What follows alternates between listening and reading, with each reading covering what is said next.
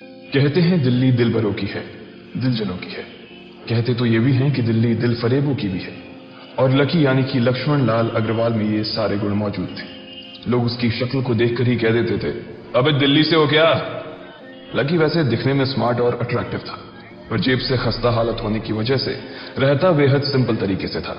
Shirt का रंग उड़ा हुआ और पैंट से पैबंद जुड़ा हुआ। कहने को तो उसकी उम्र के लड़के दिल्ली की सड़कों पर रात को मोटर बाइक दौड़ाते थे, लेकिन लकी उर्फ लक्ष्मण लाल अग्रवाल सिर्फ कमरे से कॉलेज में पढ़ाई और गर्लफ्रेंड डिंपल के साथ थोड़ा वक्त बिताना, फिर कॉलेज से दुकान, दुकान से जब होम डिलीवरी आए तो वहां, और फिर घर चला जाता था। हाँ, कभी कभी जब वो किसी लड़के को खाली सड़क पर मोटर बाइक दंदनाते हुए देखता तो कहता, एक दिन अपना टाइम भी आएगा जब मैं चश्मा लगाकर बैठूंगा और पीछे डिंपल को बैठाऊंगा। देखना, जब वो मेरी कमर में अपना हाथ कसेगी और मैं तेजी से मोटरसाइकिल को इंडिया गेट के आसपास दौड़ाऊंगा, तो सारे दिल्ली का दिल हम दोनों को देखकर चलेगा। दुकान में रखा हुआ बर्नॉल भी काम नहीं आएगा। लकी ने कहा और अपने हाथ में बर्नॉल की क्रीम को दबा दिया। जैसे ही उसने क्रीम को दबाया, उस क्रीम बाहर आ गई। अबे गधे, क्या कर रहा है? वो कोई स्पंज की गेंद है क्या जो उसे दबा रहा है? दुकान के मालिक ने उसे फटकारते हुए कहा और उसके सर पर एक चपत लगा दी। सॉरी सर, लकी ने अपना सिर बचाते हुए कहा। वो खरोल बाग में स्थित एक छोटी सी मेडिकल स्टोर पर काम करता था। उसकी दुकान का नाम था चमन मेडिकल स्टोर और उसके ओनर का नाम था चमन लाल। लकी पिछले 5 साल से इन्हीं की दुकान पर काम कर रहा था। यहाँ इस छोटी सी शॉप पर काम करना उसकी मजबूरी थी। लाइफ में कंगाली की वजह से उसे कॉलेज में पढ़ाई पूरी करने के लिए पार्ट टाइम जॉब करना था। उसने कई अच्छी जगह अच्छी तनख्वाह की नौकरी ढूंढी, पर नहीं मिली और वो इस मेडिकल स्टोर पर ही अटक गया। गधे, अब इसके पैसे क्या तेरा बाप भरेगा? कटेगा। इसका पैसा भी तेरी तनख्वाह से कटेगा और एमआरपी से डबल रेट में कटेगा। चमन ने अपने दांतों को किचमिचाते हुए कहा। गुस्से की वजह से उसकी नाक फूल गई थी और लकी की सांसें। उसने घबराते हुए ओनर से पूछा, एमआरपी से डबल क्यों सर जी? ताकि अगली बार से ऐसी कोई हरकत करने से पहले तू डबल बार सोचे। चमन ने कहा और उसके हाथ से ट्यूब छीन ली। उसका जी तो चाह रहा था कि वो लकी की खोपड़ी पर एक और बार अपना हाथ साफ कर ले, लेकिन उससे पहले ही दुकान का फोन बजने लगा। फोन की घंटी बजते ही लकी को वहां से निकलने का मौका मिल गया और वो भागते हुए फोन उठाने के लिए चला गया। हेलो जी, करोल बाग के बेस्ट मेडिकल चमन मेडिकल स्टोर से बोल रहा हूं, बताइए क्या काम था? ये लकी की पेटेंट लाइन थी। चाहे कहीं से भी फोन आए, लेकिन उसे फोन पर बस यही बोलना था। जैसे ही इधर लकी ने अपनी बात कही, उधर से जवाब आया, मैं अप्रूविंग नाइट होटल के कमरा नंबर 303 से बात कर रहा हूं। एक छोटा सा ऑर्डर है, नोट करो और जल्दी से होटल पर डिलीवर करवा दो। वो एक लड़के की आवाज थी। उसकी आवाज में काफी भारीपन और एक अजीब सी जल्दबाजी थी। जैसे ही लकी ने वो आवाज सुनी, पता नहीं क्यों उसे वो आवाज जानी पहचानी सी लगी। जी सर, बताइए आपका क्या ऑर्डर है? हाँ तो लिखो, हार्ट प्ले के 2 पैकेट और 1 पैकेट टिश्यू। लकी जो कि अपना पेन लेकर खड़ा था, हार्ट प्ले का नाम सुनते ही झिझक गया। असल में हार्ट प्ले नाम का एक कंडोम आता था और इसलिए उसका नाम सुनते ही लकी शर्मा गया था। इतने साल से भी मेडिकल की स्टोर पर काम करने के बाद उसे इन चीजों का नाम सुनने में शर्म आती थी। हेलो भाई, लिखा कि नहीं लिखा? उस आदमी ने फिर से लकी से पूछा। जी सर, लिख लिया सर, लिख लिया। लकी ने खिसियाकर हंसते हुए कहा। लिख लिया तो फिर लेकर निकल, उस लड़के ने कहा।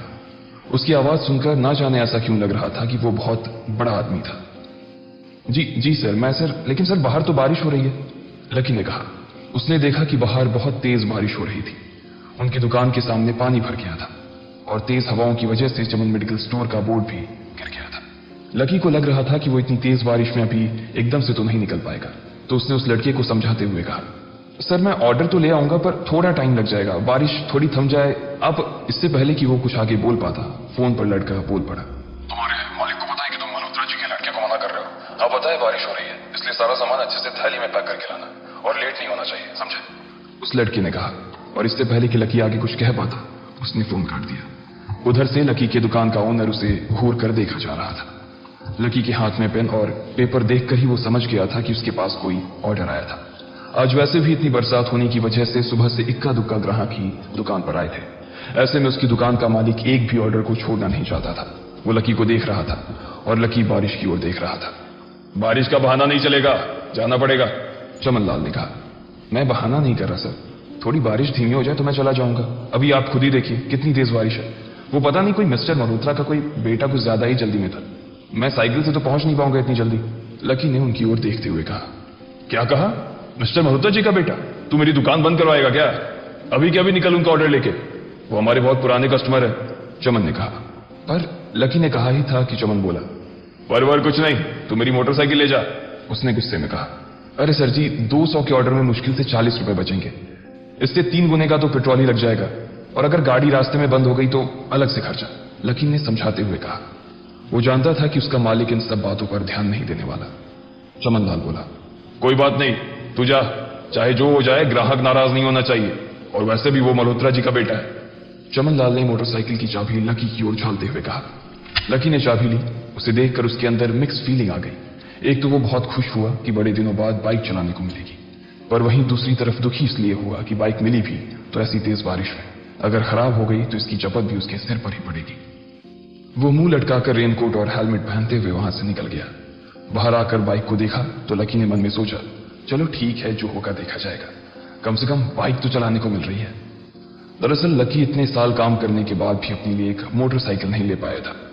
लकी की तनख्वाह ही इतनी भर थी कि सिर्फ उसके कमरे का किराया, उसकी साइकिल में डालने वाली हवा का खर्च, बिजली पानी का बिल और डिंपल के साथ महीने में 1-2 बार बाहर खाने का खर्चा ही निकल पाता था।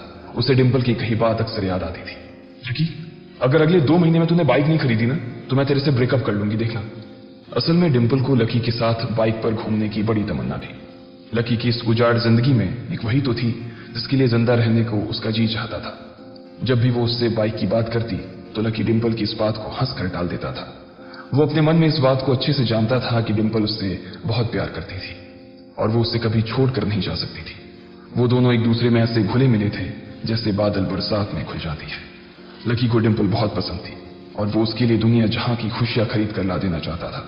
वो चाहता था कि एक दिन वो डिंपल को प्लेन में बैठाए, लेकिन उसके ये सब ख्वाब इस कम तनख्वाह की नौकरी की वजह से कभी पूरे नहीं होने वाले थे। पर आज उसके पास एक मौका था। वो डिंपल को अपने साथ इस बारिश में राजपथ घुमाना चाहता था। वो उसे दिल्ली दिखाना चाहता था। चमन लाल को देने के लिए उसने पहले से ही बहाना सोच रखा था।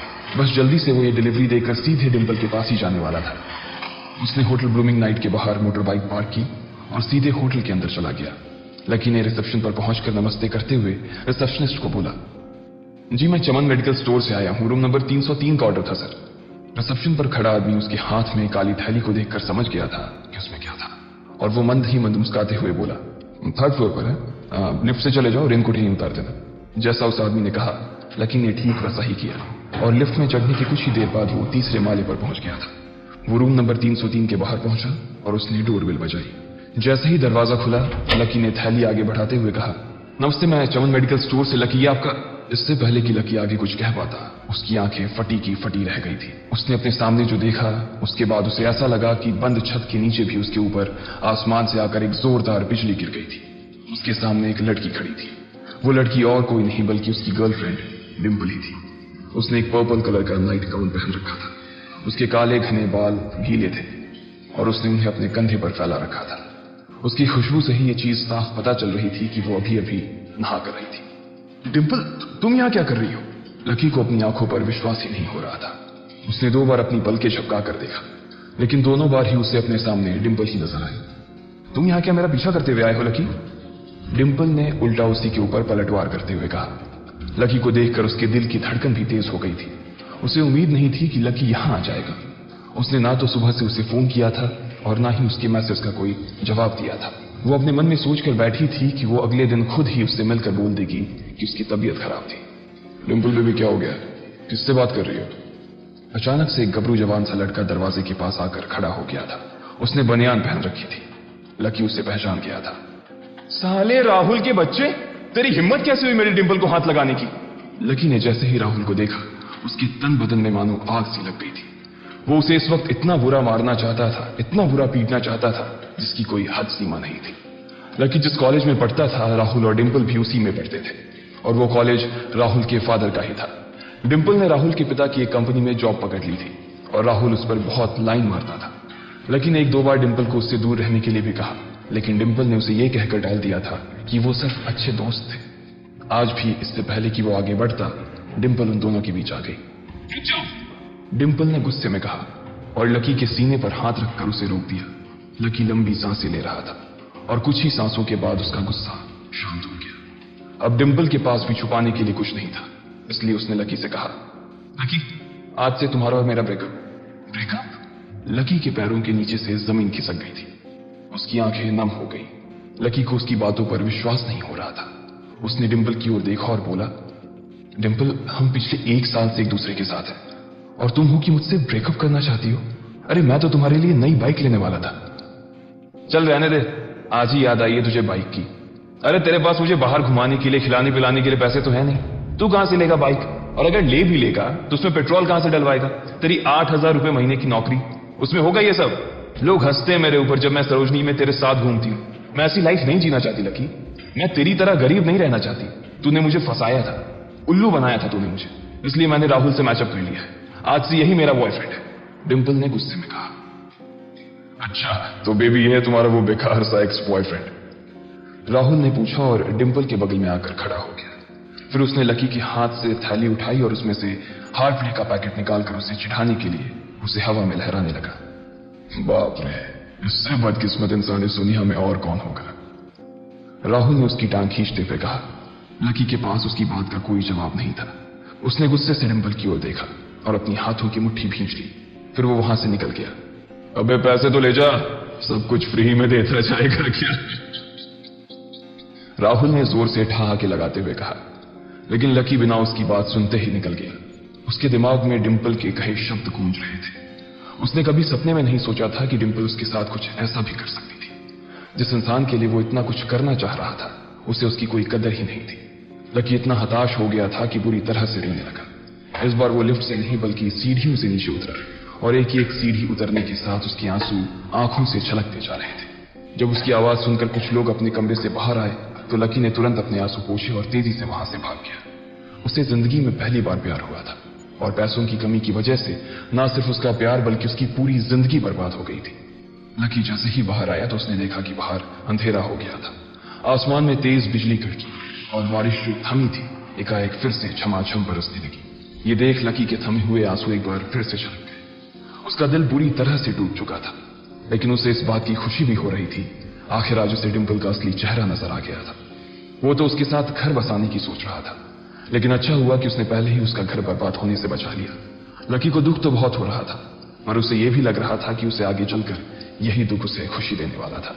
लेकिन एक चीज थी जो लकी को परेशान कर रही थी, वो थी उसकी माली हालत। उसकी जेब इतनी तंग थी कि उसे फटी हुई जेब की पैंट पहनकर घूमना पड़ता था। कभी कभी तो लकी सिर्फ रोटी खाकर दिन काट लेता था। वो कब से कोशिश कर रहा था कि कोई अच्छा काम पकड़ सके, लेकिन उसे कोई काम देने को राजी नहीं था। उसने टूटे हुए दिल को दिलासा देते हुए मन में सोचा कि डिंपल पर खर्च होने वाले पैसे बच जाने से शायद उसकी हालत सुधर जाएंगे। पर फिर भी वो रातों रात रईस नहीं हो जाने वाला था। उसने ऊपर आसमान की ओर देखा और जोर से चिल्लाया, अगर इतना ही अनलकी बनाना था तो फिर नाम लकी क्यों रखा भगवान? वो जितनी जोर से चिल्ला सकता था उतनी जोर से चिल्लाया। उसकी आवाज से आसपास खड़े लोग एक बार तो डर गए थे। लकी ऊपर ही देख रहा था और उसके आंसू बारिश के पानी के साथ मिल गए थे। जैसे ही वो फूट कर रोने को था, तभी उसके फोन पर एक मैसेज आया। जैसे ही लकी ने अपना फोन निकालकर उस मैसेज को पढ़ना शुरू किया, उसकी तो आंखें ही चमक गई। अचानक उसके आंसू हंसी में बदल गए और वो जोर जोर से वहीं सड़क पर नाचने लगा। उस मैसेज में लिखा था, परिवार की रिसर्च और परिवार के निर्णय के हिसाब से अग्रवाल परिवार का वारिस लक्ष्मण लाल अग्रवाल उर्फ लकी ने गरीबी अभ्यास की परीक्षा को पास कर लिया है और आज से ही वो उस जमीन और उस जायदाद का मालिक हो जाएगा जो परिवार ने उसके नाम कर रखी थी। ये एक ऐसा मैसेज था। आखिर कौन था लकी? क्या थी उसकी असलियत? और वो कैसे रातों रात ही अनलकी से